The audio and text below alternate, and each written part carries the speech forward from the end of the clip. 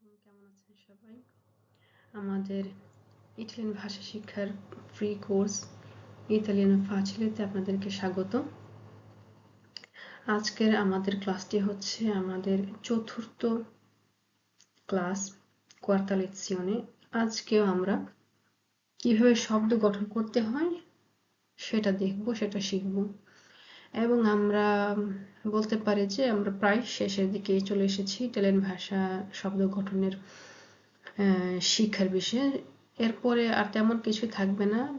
যদি সাডেনলি কিছু আমার খেয়াল হয়, মনে হয়, আমি আপনাদেরকে সেটা জানাবো ইনশাআল্লাহ। তো আজকের ক্লাসটির মধ্যে আমি চেষ্টা করব এই যে এই নিচের এই লাইনে যে সাউন্ডগুলি আছে সেগুলি দেখাতে। এর আগে আমরা দেখে নিই এর আগের অধ্যায়ে আমরা কি করেছি, এর আগের ক্লাসে আমরা কি পড়েছি, কি শিখেছি। আমরা শিখেছি যে সাউন্ড, গে। আজকের অধ্যায় আজকে পর্যন্ত আপনারা অবশ্যই যদি নাকি আমার ক্লাস ফলো করে থাকেন, শিখে থাকেন, এই সাউন্ডগুলি আপনারা বলতে পারার কথা। আর এগুলি হচ্ছে যে, গে, জি, গি, জ, গ, জু, গু। আর এগুলি ছিল লি।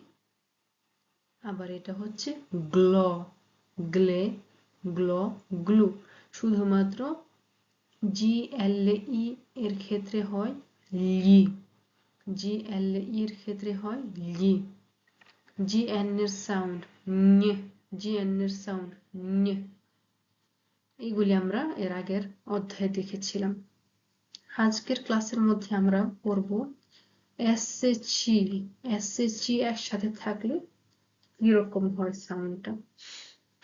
যেহেতু আমরা জানি চি এন্ড আ, চি এ আ হয় কা, এস-চি আ হবে স্কা, স্ক আ, স্কা, স্ক অ, স্ক, স্কু, স্কু। এতটুকু পর্যন্ত ঠিক আছে, স্কা, স্ক, স্কু।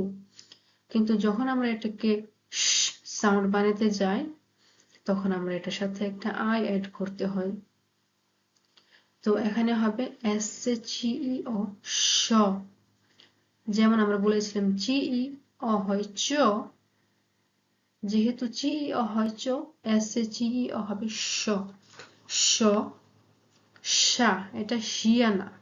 কখনো একটা শব্দ আছে যেটার মধ্যে এই সাউন্ডটা হয় শিয়া, আর ওইটা হচ্ছে গিয়ে শিয়াটিকা, ওইটা এক ধরনের ব্যায়াম।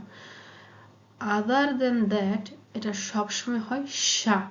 আর এগুলি দিয়ে কিভাবে আমরা শব্দ গঠন করব, কিছু প্র্যাকটিক্যাল শব্দ দেখিয়ে আপনাদেরকে বুঝিয়ে দেওয়া হবে। সে, এটাও সে সাউন্ড, এই সাউন্ডটাও সে, ঠিক আছে। সে, সে। আর এটা হচ্ছে শু।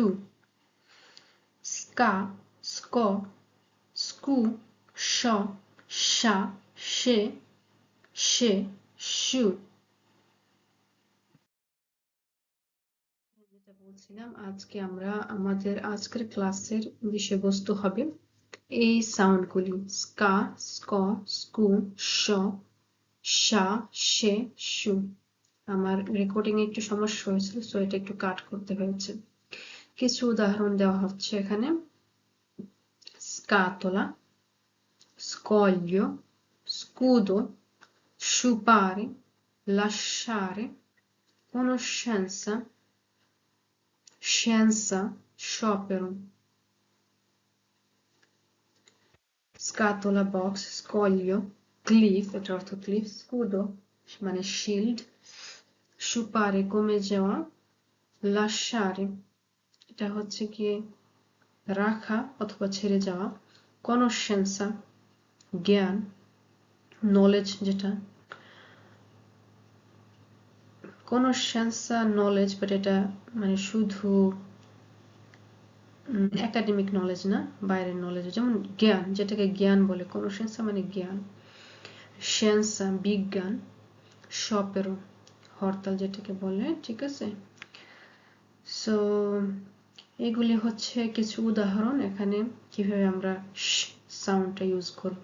ইটালিয়ানে কিভাবে সাউন্ডটা হয় এবং কিছু কিছু ওয়ার্ড, কিছু কিছু শব্দ এই সাউন্ড দিয়ে।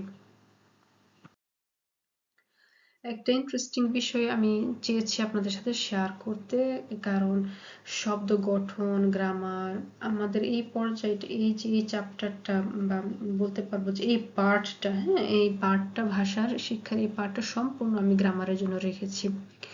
কারণ গ্রামারটা সলিড হলে ভাষা কমপ্লিটলি শেখা হয়ে যায় আর এটা ইজি হয়। এটা মানে এটাই নিয়ম, আগে গ্রামার জানা, তারপর শব্দ জানা, তারপর ওই শব্দ দিয়ে সেন্টেন্স গঠন করা এবং ভাষা বলা। এখানে ইন্টারেস্টিং যে বিষয়টা, এটা হচ্ছে আমাদের বাংলা ভাষা অথবা ইংলিশ ভাষা থেকে ব্যতিক্রম যে জিনিসটা, ইটালিয়ান ভাষা এবং আরো কিছু ভাষা আছে যে ভাষাগুলি ল্যাটিন থেকে আসছে, যেমন ফ্রেঞ্চ ভাষা, স্প্যানিশ ভাষা, এইগুলিতে প্রত্যেকটা বস্তুকে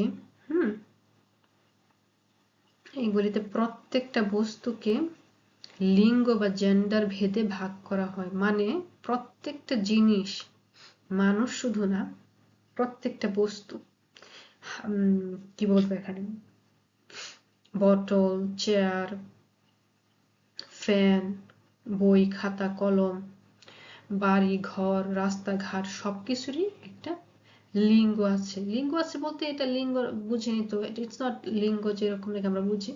এটা হচ্ছে কি ভাষা বলার ক্ষেত্রে আমি কিভাবে এটা ইউজ করব। কোনো একটা আছে যে ফেমিনিন, কোনো একটা আছে যে ম্যাসকুলিন, ঠিক আছে, পুল্লিঙ্গ এবং স্ত্রীলিঙ্গ। যেমন একটা উদাহরণ, আমি যদি বলি যে একটি চেয়ার আর একটি বই, এখানে একটি কথা, একটি কথাটা বিভিন্নভাবে বলা হয়। যখন বলবো একটি চেয়ার তখন এক ধরনের ভাবে বলবো, যখন বলবো একটি বই তখন আরেক ভাবে বলবো।